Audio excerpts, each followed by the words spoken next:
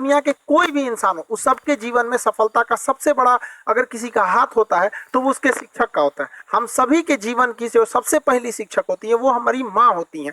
वो हमें ही सबसे पहले अक्षर ज्ञान वगैरह सिखाती है। सबके सफलताओं में शिक्षक का अलग अलग शिक्षकों का हाथ होता है। वो नर्सरी से लेके हमें पूरे हायर एजुकेशन तक पढ़ाते हैं। आज के दिन हम अपने सभी शिक्षकों को हाथ जोड़कर नमन करते हैं जिन्होंने हमको इतना पढ़ाया लिखाया, जो आज हमको काबिल बनाया। उन सभी शिक्षकों को हमको कहते हैं। बहुत सारे शिक्षक हमारे बीच हैं और हमारे बहुत सारे शिक्षक अब इस दुनिया में नहीं है। भगवान उन्हें स्वर्ग से भी ऊपर बैकुंठ धाम में स्थान दे, जिन्होंने बहुत ही लगन से मेहनत से पढ़ाया था। वो दौर जब हम लोगों का था तो एक शिक्षक के प्रति बड़ा एक डर रहता था। जैसे स्कूल या कॉलेज के ग्राउंड में टीचर्स को देख लेते थे, डर जाते थे लोग। बट आज के वक्त में हम देख रहे हैं धीरे धीरे इस चीज का नैतिक पतन होते जा रहा है। भारत में शिक्षकों की या शिक्षा की बहुत पुरानी परंपरा, ये हमें विश्व गुरु कहा जाता है। अब आप कहेंगे सर ये विश्व गुरु का मतलब क्या होता है, ऐसे ही भारत को विश्व गुरु क्यों कहा जाता है? तो आप एक एग्जाम्पल से समझिए। हमारे तत्कालीन राष्ट्रपति उस समय के 94 में डॉक्टर शंकर दयाल शर्मा थे।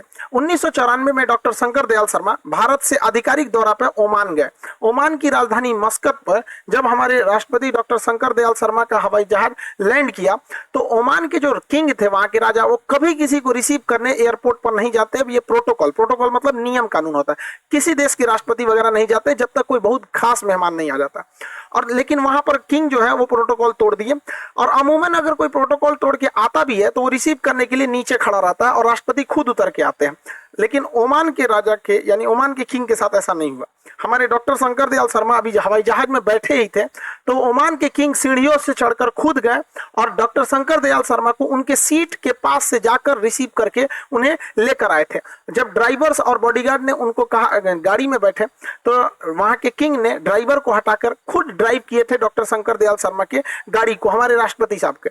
और उन्हें इतना इज्जत दिया गया था जो इससे पहले ओमान में किसी विदेशी गणमान्य को ऐसी इज्जत नहीं मिली थी। जब मीडिया वालों ने उनसे पूछा कि आखिर शंकर दयाल शर्मा में ऐसा क्या खास है जो आपने इतने सारे प्रोटोकॉल्स तोड़ दिए, आज तक किसी राजा या किसी देश के प्रधानमंत्री राष्ट्रपति को इज्जत नहीं मिली, तो ओमान के किंग ने कहा कि जब मैं स्टूडेंट था और भारत में पढ़ाई कर रहा था तो उस समय पुणे में जब उनकी पढ़ाई चल रही थी ओमान के किंग के, तो डॉक्टर शंकर दयाल शर्मा वहां पे उनके शिक्षक थे, वो वहां पे प्रोफेसर थे। तो उनका कहना था मैंने किसी राष्ट्रपति या प्रधानमंत्री को वो इज्जत नहीं दिया, बल्कि मैंने अपने गुरु को ये सम्मान दिया। उन गुरु के लिए मैंने इतने सारे प्रोटोकॉल तोड़े। इसलिए भारत को विश्व गुरु कहा जाता था।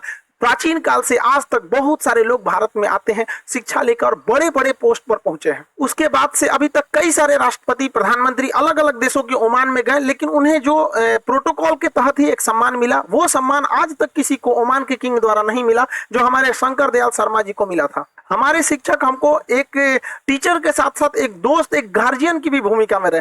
हमारा लाइफ